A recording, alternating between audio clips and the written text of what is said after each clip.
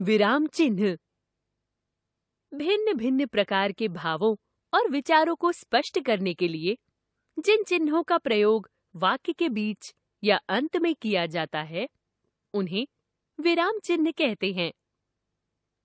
हिंदी भाषा में प्रयुक्त विराम चिन्ह। पूर्ण विराम। पूर्ण विराम चिन्ह का प्रयोग वाक्य के समाप्त होने पर किया जाता है, जैसे राम पुस्तक पढ़ता है। अल्प विराम।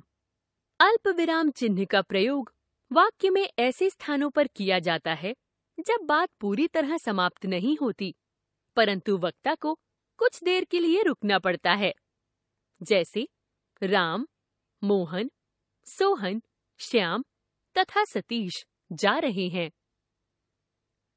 अर्ध विराम। जब वक्ता को अल्प विराम से कुछ अधिक समय ठहरना पड़े तथा प्रधान वाक्य और आश्रित उपवाक्यों में गहरा संबंध न हो, वहां अर्धविराम चिन्ह का प्रयोग किया जाता है, जैसे पानी बरस रहा था, ओले पड़ रहे थे, तेज हवा चल रही थी, ऐसे में मुझे अचानक जाना पड़ा। प्रश्न सूचक चिन्ह। जिस वाक्य में प्रश्न पूछने का भाव हो, उसके अंत में प्रश्न सूचक चिन्ह का प्रयोग किया जाता है, जैसे आपका क्या नाम है? योजक चिन्ह। दो शब्दों को जोड़ने के लिए योजक चिन्ह का प्रयोग किया जाता है, जैसे दिन रात, हानि लाभ, माता पिता, नर नारी। विस्मयादि बोधक चिन्ह। हर्ष, शोक, घृणा, आश्चर्य आदि भाव व्यक्त करने वाले शब्दों के लिए विस्मयादि बोधक चिन्ह का प्रयोग किया जाता है, जैसे आहा, कितना सुंदर मौसम है। उद्धरण चिन्ह।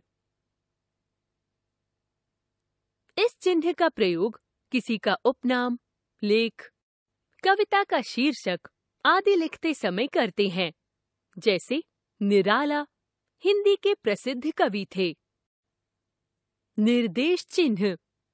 किसी बात पर विशेष बल देने के लिए तथा संवादात्मक लेखों के लिए निर्देश चिन्ह का प्रयोग किया जाता है, जैसे जीवन में सफलता के लिए आवश्यक है परिश्रम व अध्ययन।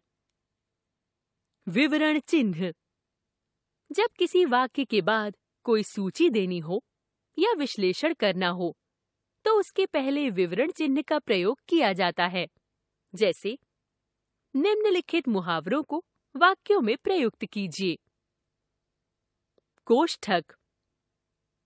किसी शब्द के अर्थ को अधिक स्पष्ट करने के लिए कोष्ठक का प्रयोग किया जाता है, जैसे उन दिनों निराला जी, सूर्यकांत त्रिपाठी, प्रयाग में रहते थे। लाघव चिन्ह। किसी शब्द या नाम को पूरा ना लिखकर शब्द के पहले अक्षर को लिखकर लाघव चिन्ह का प्रयोग किया जाता है, जैसे डॉक्टर राजेंद्र प्रसाद, के.पी. सिंह। संक्षेपक चिन्ह।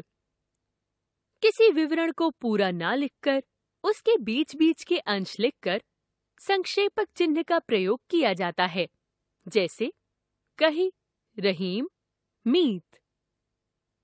पूरक चिन्ह।